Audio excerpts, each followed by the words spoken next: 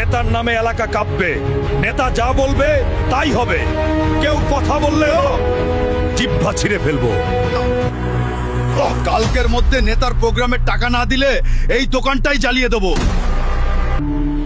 ভাই, তোর নেতা তো আমার জমিটা আটকে দিয়েছে, আমি কিন্তু পুলিশে মামলা করব বলে দিলাম। ভাইয়ের বিরুদ্ধে কথা বললে কল্লা নামিয়ে দেব। চুপচাপ থাক। ও না হলে ভিটা বাড়িটাও হারাবি। সাবাস রেড হালকা, তুই আমার বাঘ। তুই থাকলে আমার কোনো টেনশন নাই, চালিয়ে যা। শোনো, তুমি যে নেতা নেতা করে পাগল হয়ে যাচ্ছ, দেখবে বিপদের সময় তাকেই আর পাশে পাবে না। চুপ কর।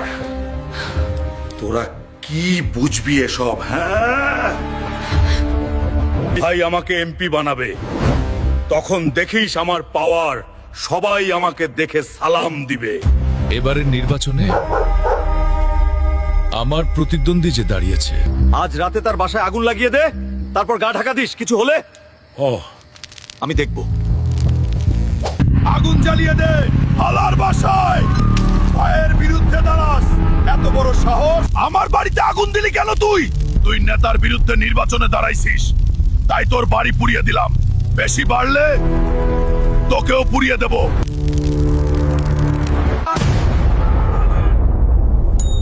গতকাল রাতে এবারের নির্বাচনে জনাব রফিকের প্রতিদ্বন্দ্বী রহিমের বাসায় আগুন লাগানো হয়েছে এবং ভিডিও ভাইরাল হওয়ায় সন্ত্রাসী রেড হালকাকে স্পষ্ট দেখা যাচ্ছে। ঘটনাটি নিয়ে দেশ জুড়ে তোলপাড়। ভাই, পুলিশ ঘেরাও দিছে, কিছু একটা করেন, আমাকে বাঁচান ভাই। চিন্তা করিস না, ধরা দে।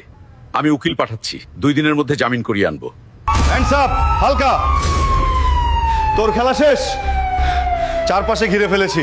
আমাকে ধরে লাভ নাই রে, 2 দিনের বেশি আটকে রাখতে পারবি না। 3 দিন হয়ে গেল, নেতা তো আসলো না, উকিলও তো পাঠালো না। স্যার, রেড হালকা কি আপনাদের দলের লোক? না, একজন সন্ত্রাসী কিভাবে আমার দলের লোক হয়? তবে সে যেই দলেরই হোক না কেন, এটার কঠিন বিচার নিশ্চিত করব যদি জনগণ ভোটে আমাকে নির্বাচিত করে। নেতা আমাকে চেনে না? যেই নেতার জন্য আজ আমি এইখানে, সেই নেতাই আমাকে অস্বীকার করলো। টিস্যু পেপারের মতো ব্যবহার করলো। কাজ শেষ, তাই আমাকে ডাস্টবিনে ফেলে দিল।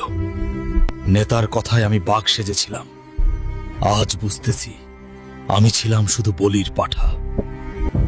আমার জীবনটাই শেষ করে দিল নেতা। নেতার কথায় লাফাবেন না। আপনার মতো হাজারো কর্মী তার চারপাশে আছে।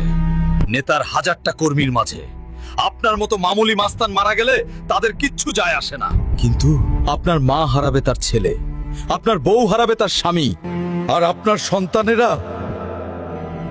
হয়ে যাবে এতিম।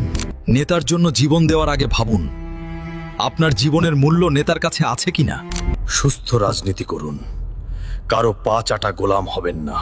জেল থেকে শুধু একবার যদি ছাড়া পাই, এই নেতার প্রতিশোধ আমি নেবই। পেজ ফলো দিয়ে সাথে থাকুন।